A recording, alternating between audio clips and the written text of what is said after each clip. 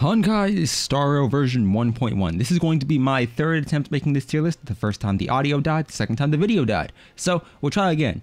I'm not going to be really focusing on abundance just because we have so few units. Instead, I'm going to start with destruction and then go onwards. If you have a different opinion, leave that in the comment section down below, or how would you rank each unit if you had to. For destruction, I'm placing Clara in S tier simply because as of a unit right now, she can basically ignore the turn order and basically deal pretty consistent damage over time regardless of circumstance. Any unit that can effectively ignore the turn order and get more hits than what they're supposed to is a great unit because they can dramatically shorten the amount of turns you need to take in Memory of Chaos. Arlen's C tier ranking isn't because he's bad, it's because his low HP. Even though he wants to be on low HP, we don't have enough survival based units or preservation units to keep him alive, or for a lot of people to have that built as a class. So instead, he's C tier. His low HP modifier is cool. I think he has a great design. I think he has a great kit overall. But if you don't have someone like Japard or built up March 7th, he's down here. If you do, then he can be much higher. So C tier is just a general ranking. Hook and physical MC don't necessarily have any downsides like that, so I can rank them as just a general B tier average. Erudition. Jing Yuan in terms of damage is up here.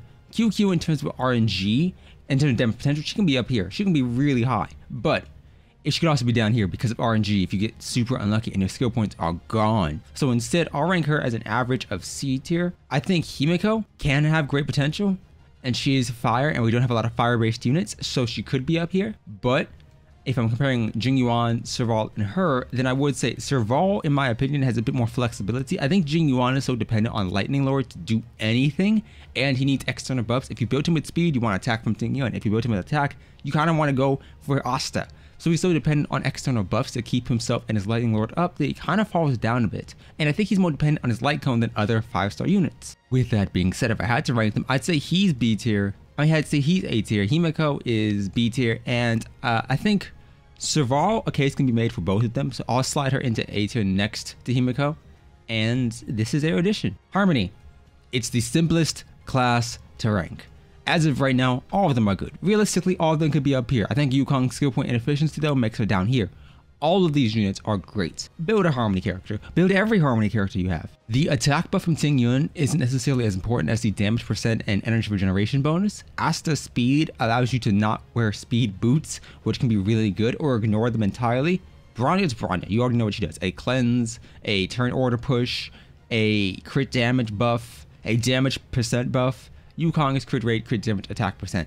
She out damages Ting Yun in terms of her buffing potential, but doesn't have the energy regeneration, which I think is more valuable in general. The Hunt is iffy. These two can both be S tier depending on how you're ranking them. If Seely gets Resurgence off, she's up here. If she doesn't, she's down here. Yanqing's crit ignoring, and if you can keep him protected, he's up here. If not, he's down here. So I think in general, I'm gonna have to do something like this. Yes, I know he is so dependent on being hit or not, but he also makes relic farming so much easier that it's impossible to really ignore. If you pair him with somebody like Yukong, you're essentially set. Once his passive is up, and once Yukong's burst is up and her skill, you essentially have every stat you need. Even if you ignore that, if you keep him protected with a shielder, maybe it's March 7th or Japard or Fire MC, he's exceptional. So I don't think I can place him at A tier just because he allows you so much ease when you come to building him out. Denheng is a bit more complex of a Hunt character compared to these two, and Su Sheng, I think as of right now, isn't what a lot of people are using. Physical does have a great bleed effect, so I won't necessarily say she's like bottom of the barrel, but I do think that Denheng outclasses her in terms of damage, and that's the entire role of the Hunt characters, to dish out single target damage. For Noility, a case can be made for these two being S tier with it being like this in descending order.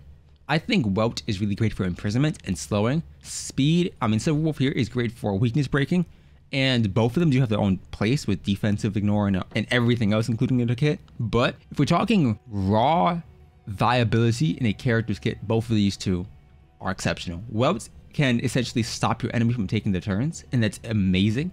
Silver Wolf can add and make any of your characters, especially if the Hunt characters, deal more damage by adding their weakness. You can freeze with the Yanqing, entanglement here, you can wind shear here, or bleed here with the bonuses they give. So I can't necessarily say, oh yeah, you're down here, because they all have their uses in their specific field. It's just how you want to use them. Sampo's high damage put him above Pela, but Pela's debuffs can put her above him. It just depends on what you're looking for. If you want more damage, him.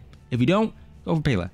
I'd say Pele is actually a pretty comfy build, especially if you use her with Silver Wolves before the tutorial mission starts. Similar to Abundance, Preservation's kind of in a position to where you can make an argument that all of them are great. A Taunt is exceptional, Landau's Choice serves the same effect if you can keep him shielded. March 7th's shield isn't necessarily for the entire team, don't get me wrong, her Eidolons do help her a bit with that, but the problem is she actually increases the aggro if they have her shield, so it's kind of a double-edged sword here. I'd say she's A tier because she's better than Fire MC simply because she can cleanse, and that's something only Natasha can do alongside Locha, so it makes her a much more valuable pick. But let's arrange these as an actual tier list for everybody. I'm gonna throw Welch down in A tier. I don't necessarily think he's a bad unit. I don't think he's on par with someone like Silverwolf. I can't necessarily make that call. I think Natasha being A tier could be made, but her cleanse makes her S tier, especially with the healing over time. I think this is gonna be it. This is my finalized variation of the tier list. I primarily want to focus on the fact that a lot of individuals are S tier. If you're looking at the 5-star units, I can go down them individually. Resurgence increases her damage dramatically in comparison to any other Hunt character. Same thing with Clara. If she gets hit and it counters, she's exceptional. Brana's ability to cleanse and then buff to an extreme degree does make her an incredibly powerful unit, but similar to Yukong, that can also be skill point inefficient if you're using it incorrectly. I think overall she's up here, but if you don't know how to use her, she can be down here. So an argument can be made for either one. Gepard, he's the equivalent to a Locha or a Bailu. He is the equivalent to keeping your entire team alive because his shield is so strong. His only issue is he needs a lot of energy regeneration, so it's an iffy concept. Bailu's heals, invigoration, and her revive make her great. Sure, she doesn't have cleanse like these two, but she can keep you healed up by using invigoration, which is a heal on hit type of thing. She can also has the bouncing heal, which can heal multiple party members or just one multiple times. And her ult is really good. She overheals in a lot of situations, but I do think she's an amazing healer to build if you have her. Yanqing's up here for his ease of use with building crits. You can do a 2-piece. You don't have to get a full 4-step like with Quantum, and as a result, he can kind of work around with whatever you have lying around, simply because he gets himself so much crit, it's unreal, and he's almost always critting just from base value alone.